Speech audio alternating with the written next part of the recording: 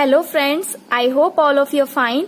आज हम Golgi bodies के बारे में पढ़ेंगे। जो गोल्जी बॉडीज हैं ये कौन सी होती हैं? इनको सीक्रेटरी सेल ऑर्गेनेलीज भी बोलते हैं। सीक्रेटरी सेल ऑर्गेनेलीज क्यों बोलते हैं? क्योंकि जो गोल्जी बॉडीज थी इनका मेन फंक्शन क्या होता है? सीक्रीशन का होता है। ये केमिकल सब्सटेंस को सीक्रेट करती हैं, इसलिए गोल्जी बॉडी को क्या बोलते हैं?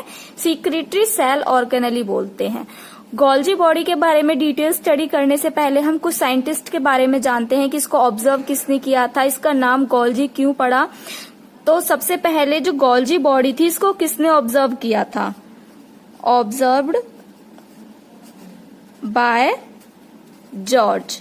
तो सबसे पहले गोल्जी बॉडी को किस साइंटिस्ट ने ऑब्जर्व किया था? जॉर्ज साइंटिस्ट ने ऑब्जर्व किया था।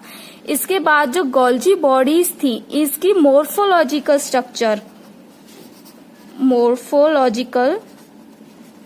स्ट्रक्चर किसने दी थी?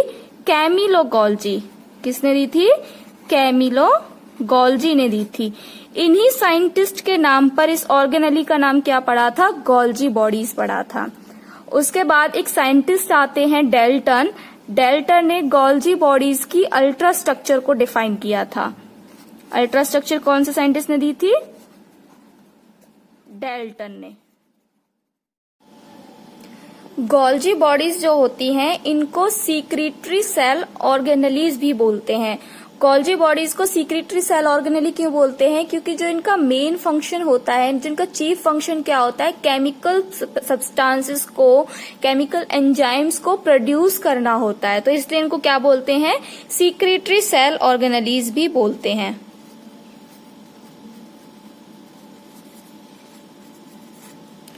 इसके बाद जो कैमिलो गोल्जी थे, इन्होंने जो गोल्जी बॉडीज हैं इनको किसके अंदर ऑब्जर्व किया था? नर्व ऑफ आउल या फिर कैट के अंदर। इन दोनों के अंदर कैमिलो गोल्जी ने सबसे पहले गोल्जी बॉडीज को ऑब्जर्व किया था। इसके बाद हम देखते हैं इसके अदर नेम क्या क्या हैं गोल्जी बॉडीज के। Other name of Golgi bodies. Golgi bodies को बेकर बॉडी भी बोलते हैं। Baker body. सेकंड नेम इसका क्या आता है? लिपोकॉन्ड्रिया। लिपोकॉन्ड्रिया। थर्ड नेम इसको इडियोजोम भी बोलते हैं। Idiosome. Fourth Golgi apparatus.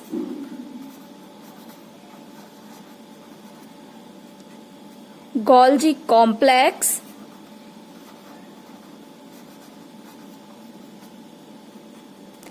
डिक्टायोसोम। Golgi body को डिक्टायोसोम, जो प्लांट सेल के अंदर गोल्जी बॉडीज प्रेजेंट होती हैं वहां पर इनका नाम क्या होता है? डिक्टायोसोम के नाम से हम इनको जानते हैं। तो डिक्टायोसोम किसके अंदर होती हैं? In plant cells. Third last इसको प्लियोमॉर्फिक ऑर्गेनेली भी बोलते हैं। Pleomorphic organelle. प्लियोमॉर्फिक ऑर्गेनेली क्यों बोलते हैं? क्योंकि जो गोल्जी बॉडीज होती हैं इनका जो साइज और फॉर्मेशन होती है वो डिफरेंट सेल के अंदर कैसी होती है? डिफरेंट होती है। तो इसलिए गोल्जी बॉडीज को कैसे भी बोलते हैं? प्लियोमॉर्फिक बोलते हैं। Because the size and formation is different in different cells। उसके बाद हम देखते हैं कि जो गोल्जी बॉडीज होती है ये कहाँ प्रेजेंट होती हैं। Where they are present। जो गोल्जी बॉडीज होती हैं ये कहाँ प्रेजेंट होती हैं? प्लांट सेल में। प्लांट सेल में हम इनको क्या बोलते हैं? डिक्टायोसोम। एनिमल सेल्स के अंदर प्रेजेंट होती हैं। एनिमल सेल्स के अंदर प्रेजेंट होती हैं। अभी एब्सेंट कहाँ होती हैं? Absent in prokaryotes. कहाँ पे एब्सेंट होती हैं? प्रोकैरियोट्स में एब्सेंट होती हैं and present in eukaryotic cells. जितने भी यूकैरियोट्स होते हैं उसमें प्रेजेंट होती हैं, बट इसमें भी कुछ एक्सेप्शंस होती हैं जिनके अंदर ये क्या होती हैं, गोल्जी बॉडीज एब्सेंट होती हैं। तो एक्सेप्शंस क्या हैं? ह्यूमन आरबीसीज, ह्यूमन आरबीसीज होती हैं जो ये मैच्योर होने के बाद जितनी भी मेम्ब्रेन बाउंड ऑर्गेनेलीज होती हैं उनको क्या कर देती हैं, लूज कर देती है। तो इसलिए ह्यूमन आरबीसीज के अंदर, मैच्योर आरबीसीज के अंदर गोल्जी बॉडीज प्रेजेंट नहीं होती। सेकंड किसके अंदर एब्सेंट होती है? Sieve tube. सीव ट्यूब क्या होते हैं? Part of phloem. Next, male and female gametes के अंदर भी क्या होती हैं, एब्सेंट होती हैं गैमेट ऑफ ब्रायोफाइट।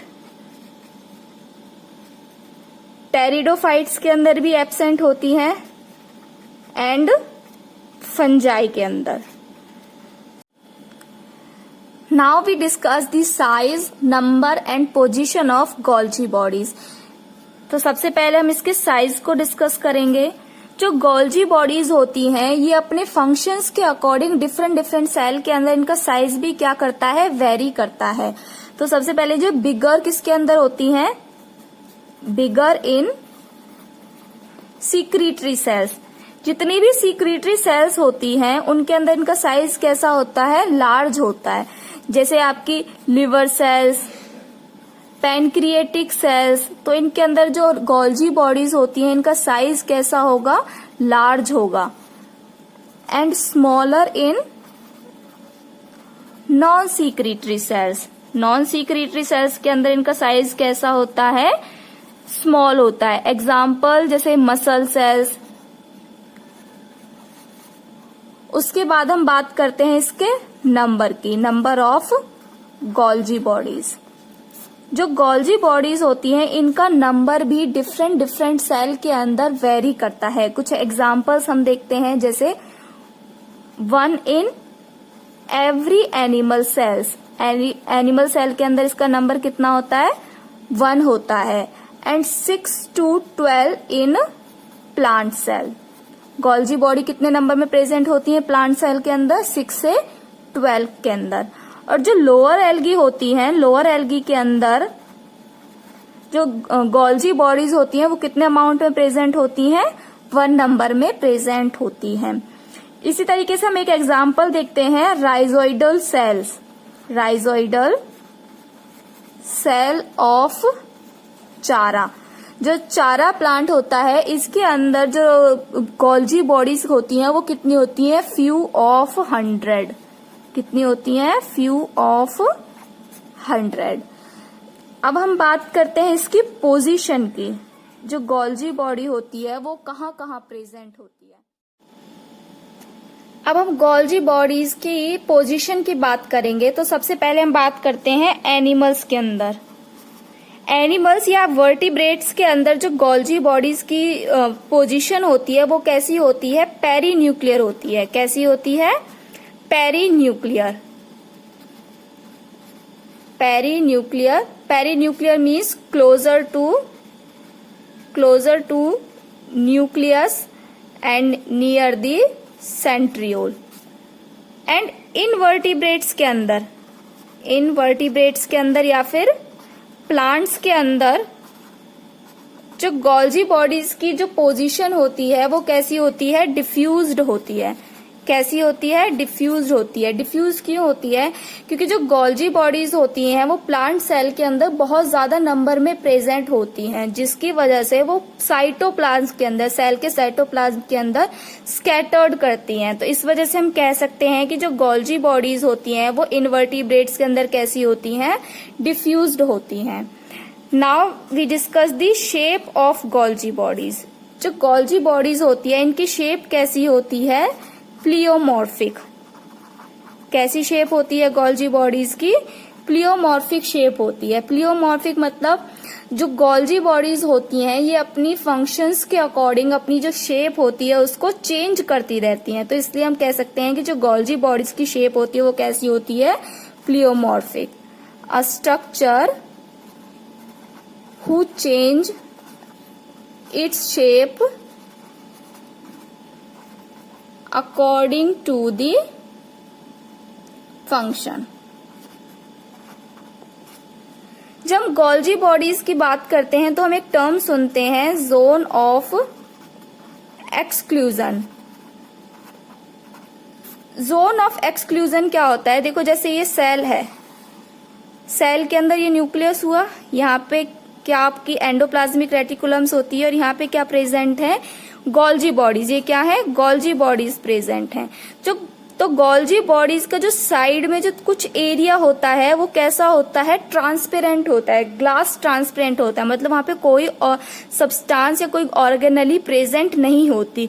तो जो ये एरिया होता है ग्लास ट्रांसपेरेंट, जो ये एरिया है इसको क्या बोलते हैं? Zone of exclusion. मतलब a structure, a clear cytoplasmic area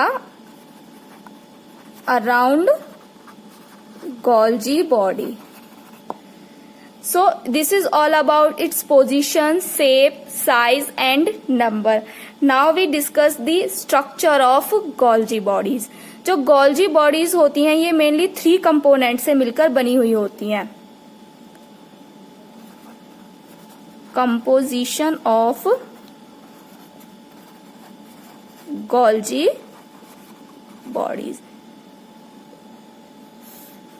Golgi bodies के अंदर 3 स्ट्रक्चर्स प्रेजेंट होती हैं। कौन कौन सी? सबसे पहले हम बात करते हैं सिस्टर्नी, वेसिकल्स एंड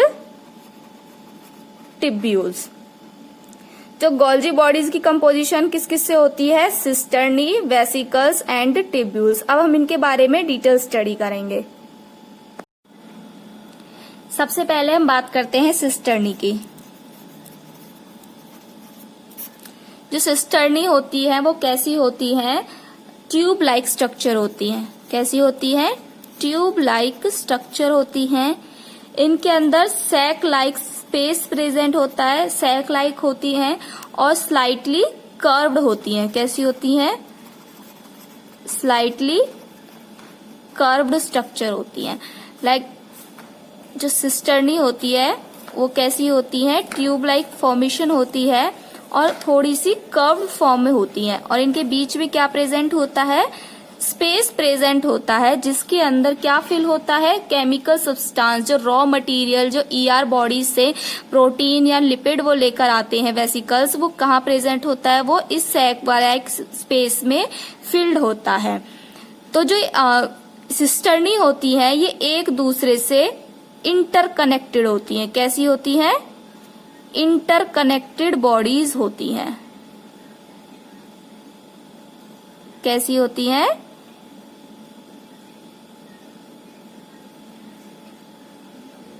इंटरकनेक्टेड होती है। तो थर्ड पॉइंट क्या आता है? Interconnected with each other. जो सिस्टर्नी होती है इनकी पोजीशन कैसी होती है? 1 over अदर। पोजीशन कैसी होती है?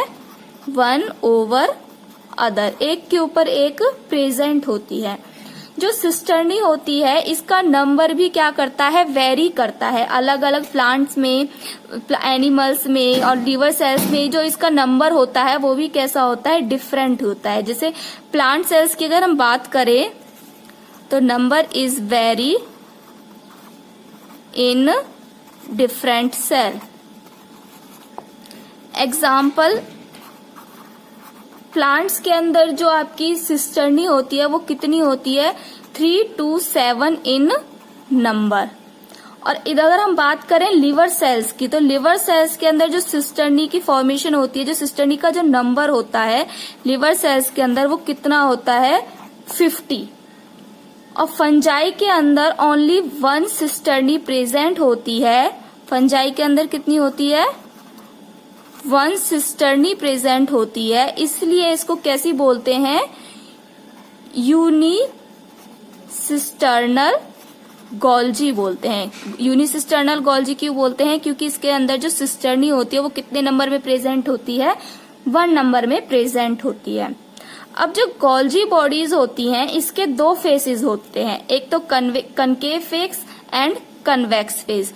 जो आपका कनकेव फेस होता है इसको ट्रांस फेस या मैच्योरिंग फेस बोलते हैं। थर्ड पॉइंट, लास्ट पॉइंट क्या आता है इसका, फेसेस ऑफ सिस्टर्नी। तो जो सिस्टर्नी होती है इसके कितने फेज होते हैं, 2 फेज होते हैं, concave face and convex face. जो कनकेव फेस होता है इसको ट्रांस एंड मैच्योरिंग फेस भी बोलते हैं और कन्वेक्स फेस को सिस और फॉर्मिंग फेस भी बोलते हैं। तो ये क्या है आपकी सिस्टर्नी का डायग्राम है, ये क्या है सिस्टर्नी,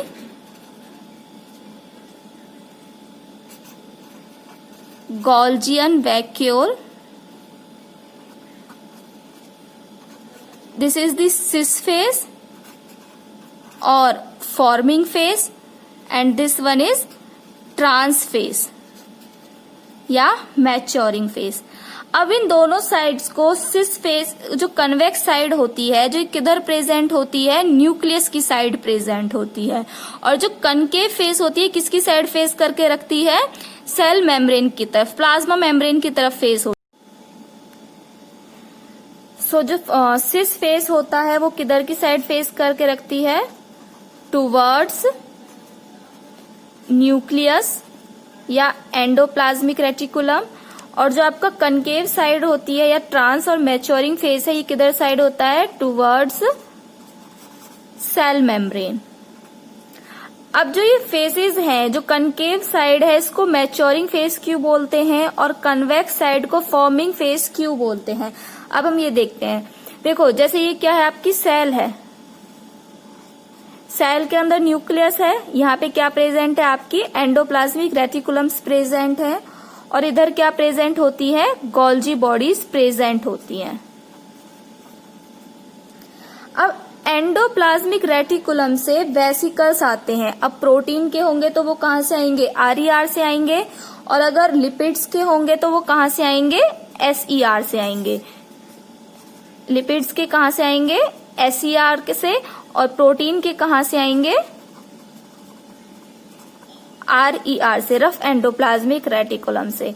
अब जो ये वेसिकल्स हैं, ये वेसिकल्स क्या करते हैं कि जो आपकी कन्वेक्स साइड होती है, सिस फॉर्म जो फेस होता है, यहां से क्या करते हैं, एंटर करते हैं, और जो इन वेसिकल्स में जो सब्सटेंस होता है, केमिकल सब्सटेंस होता है, वो किस फॉर्म में होता है, रॉ फॉर्म में होता है। तो रॉ फॉर्म के जो वेसिकल्स हैं वो क्या करेंगे, इसमें एंट्री करते हैं, और इसके बाद जो सब्सटेंस होता है उसका क्या होता है, यहाँ पे उसकी फॉर्मेशन स्टार्ट होती है। उसको अगर केमिकल्स में कन्वर्ट करना है, किसी हार्मोन में कन्वर्ट करना है, या फिर उसको एंजाइम्स में कन्वर्ट करना है, तो वो कहाँ से स्टार्ट होगा, यहाँ पे वो क्या होगा, फॉर्म होना स्टार्ट होगा।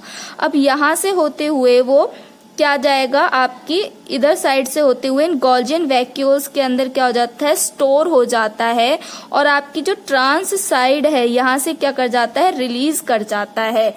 तो इसको कौन सी बोलेंगे, यहाँ से एंट्री करता है रॉ मटेरियल, तो इसको कौन, और रॉ मटेरियल एंट्री करने के बाद यहाँ पे क्या करता है, अपनी फॉर्मेशन स्टार्ट करता है। तो इस साइड को कौन सी बोलते हैं, सिस फेस या फिर फॉर्मिंग फेस बोलते हैं।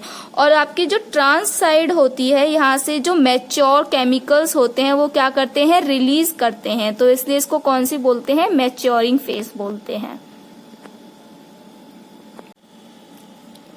नेक्स्ट हम बात करते हैं वेसिकल्स की। जो वेसिकल्स होते हैं ये राउंड स्फेरिकल बॉडीज होती हैं, बिगर होते हैं, और इनका जो साइज होता है वो अप्रोक्सीमेटली 600 आर्मस्ट्रॉन्ग होता है।